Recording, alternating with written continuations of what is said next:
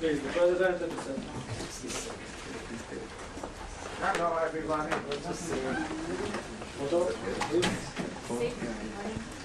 Hey, I'm back, brother.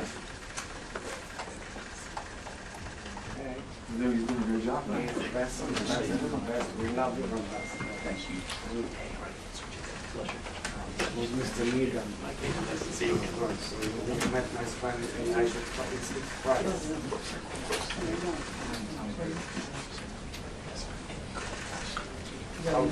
Yes.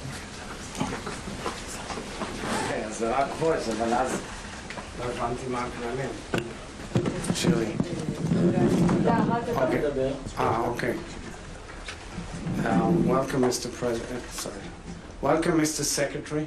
We're very happy to have you in Israel. You're both the Secretary of State and the National Security Advisor.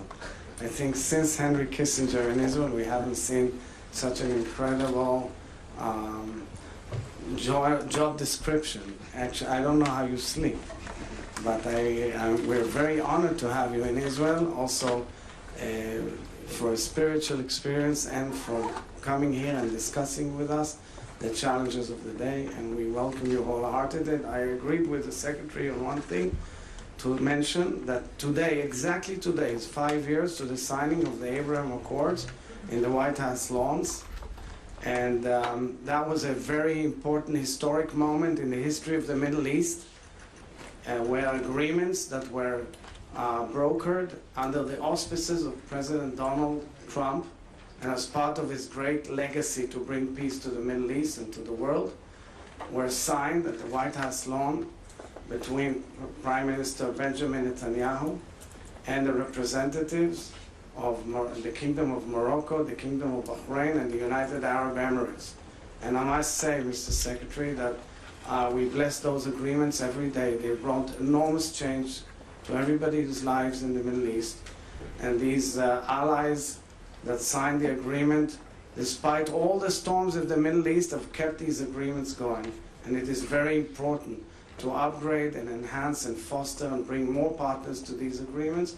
And I want to thank all the partners of the agreements, and of course, most grateful to the United States of America for being there always, both in times of war and in times of peace. Thank you, Mr. Well, thank you, Mr. President. And yes, I think it's appropriate. We're here on the 5th anniversary of that historic accord, which really, imagine, despite the difficulties the region has confronted over the last few years, how much more difficult it would have been had the Abraham Accords not been in place. And we're obviously incredibly grateful as well, just from the perspective of the United States, to Morocco and Bahrain and the United Arab Emirates.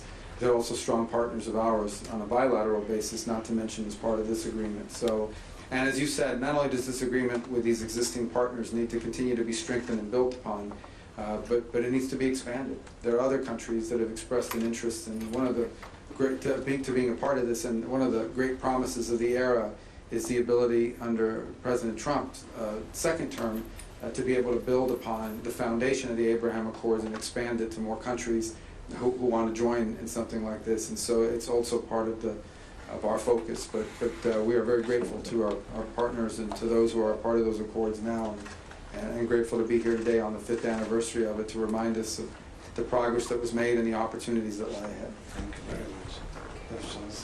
Yeah. Thank you, everybody. Thank you, guys. Okay. Thank you, everybody. Sir.